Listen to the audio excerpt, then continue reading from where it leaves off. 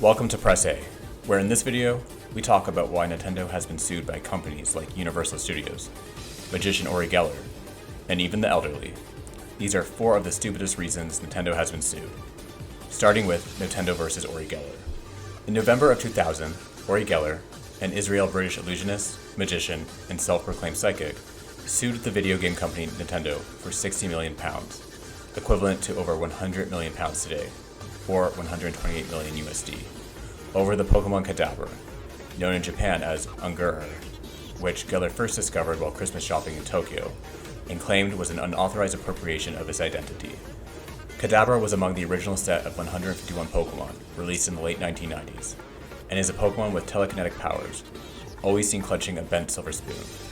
Geller, known for his spoon-bending trick, went on to say, "Nintendo turned me into an evil occult Pokemon character. Nintendo stole my identity by using my name in my signature image. You would think having a Pokemon inspired by you would be a flattering tribute, but Geller further claimed that the star marking on Kadabra's forehead and the lightning patterns on its abdomen were anti-Semitic in nature, comparing them to symbols popular with the Waffensystems of Nazi Germany. I'm very angry about this. I wouldn't have given permission for an aggressive and, in one case, evil character to be based on me. This is not even anything to do with the old question of whether I'm a magician or a real psychic. It's a straight theft of my persona."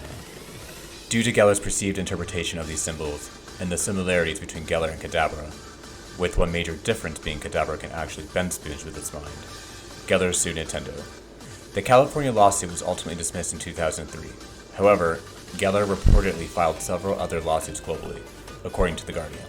And as a result, Nintendo relented, and director and storyboard artist Masamitsu Hidaka confirmed in an interview that Kadabra would not be used on the Pokemon trading card until an agreement was reached on the case. Fast forward 20 years later, where in November of 2020, Geller took to Twitter to issue an apology and agreed to allow cards depicting Kadabra to be printed. "I am truly sorry for what I did 20 years ago. Kids and grown-ups, I am releasing the ban. It's now all up to Nintendo to bring my Kadabra Pokemon card back. It will probably be one of the rarest cards now. Much energy and love to all." Now we can all look forward to Kadabra's long-awaited return to the Pokemon trading card game, as part of the upcoming Card 151 collectible set later in 2023. Welcome back, buddy. Nintendo vs. Universal Studios.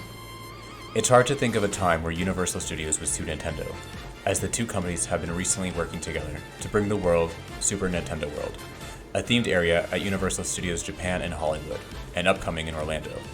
But that wasn't always the case. In 1981, Nintendo released Donkey Kong into arcades around North America. Designed by Shigeru Miyamoto, Donkey Kong was originally intended to be a game based on Popeye, but their acquisition of the comic strip fell through, and Nintendo used this as an opportunity to create their own characters. Miyamoto replaced Pluto with a giant ape as an ode to Beauty and the Beast, as well as King Kong, while replacing Olive Oil with Lady, later renamed Pauline, and Popeye with Jumpman, later renamed Mario.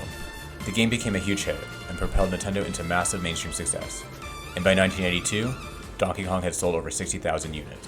When Universal Studios decided they wanted to get in on the video game craze, the president of the company at the time, Sid Sheinberg, was shocked when he discovered Donkey Kong, and in 1982, Universal Studios sued Nintendo, alleging that its Donkey Kong character infringed upon the King Kong movie franchise and character, which they claimed they owned the rights to. During the court battle, Universal Studios' main claim was that gamers would be easily confused between King Kong and Donkey Kong, thinking they were one and the same, and that the plot about Jumpman trying to save Lady from Donkey Kong was a direct copy of King Kong. However, the judge ruled in Nintendo's favor, stating that the rights to King Kong, created by RKO Pictures in the 1930s, did not reside with Universal Studios in the first place, and actually belonged in the public domain. Thank God for that, because I can't imagine a world without the amazing games that are the Donkey Kong series. Nintendo vs. iLife Technologies. Although the novelty of Wii Tennis and other Wii remote games has long since been replaced with newer models, Nintendo faced a deal of patent infringement lawsuits challenging its motion sensor technology when it was first introduced for the Wii in the early 2000s, one of which was brought forth in 2013 by iLife Technologies, where the company alleged that Nintendo used iLife's technology when creating its motion sensing Wii remote. The technology created and patented by iLife was designed to detect when elderly individuals had fallen over, and the company sought $144 million in damages, or $4 for each of the 36 million Wii systems sold prior to the suit being filed in 2013. along with a ban against Nintendo's use of the technology in question. Nintendo defended by claiming they didn't infringe on the patent and that the patent was improperly written, causing it to be invalid. Around the same time that it sued Nintendo, iLife also filed patent infringement lawsuits against several other companies, including Fitbit and Under Armour, which involved the same patents listed in the Nintendo case.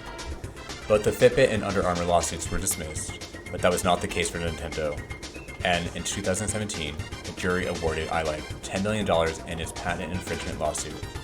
However, Nintendo appealed, and in 2020, a federal judge ruled that iLife's patent is not valid and suggested in their ruling that what iLife's patent application describes isn't unique or new, but more of an abstract idea. So, in the end, Nintendo ends up winning the case. And as for iLife Technologies, it's not clear if the company even exists anymore, as their website has been taken down. I just hope the elderly aren't falling over. Nintendo vs. Parents. Anyone who owns a Switch will likely be accustomed to stick drift, or the stick drift issue, an issue where cursors or playable entities move without any input from users. For decades, analog sticks have been a default inclusion for console controllers, and stick drift becomes more common as controllers deteriorate over time. Eventually, games can become unplayable, and users are forced to purchase a replacement, which these days can cost as much as a new game. And the issue is not isolated to controllers either, as Steam Deck owners have also reported stick drift shortly after the release of the handheld device. But the issue with Switch controllers is the Joy-Con drift issue has become too frequent, especially for new controllers. And in 2019, a class action lawsuit was filed by parents who accused the company of knowingly selling faulty products, and they wanted $5 million because Nintendo's marketing didn't effectively warn about drift. Now, while this may be a very valid reason to sue the company, the way these parents went about it was definitely laughable. 3 days after the lawsuit was initiated, an internal memo at Nintendo instructed employees in North America to start offering Nintendo Switch Joy-Con repairs for free. While Nintendo took steps to address the problem, the parents who filed the lawsuit felt the company hadn't done enough to fix a known issue, and as a result, they continued with the lawsuit.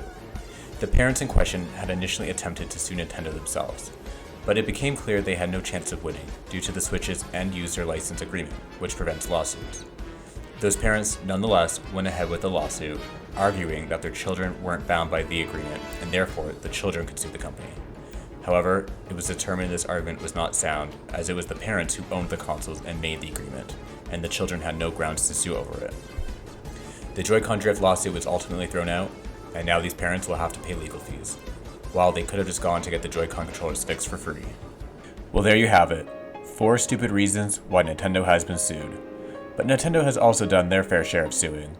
From suing Blockbuster for renting games, to even the fans for making Let's Play YouTube videos. Who knows? Maybe I'll get sued for this video. And if that's the case, bring it on, Nintendo.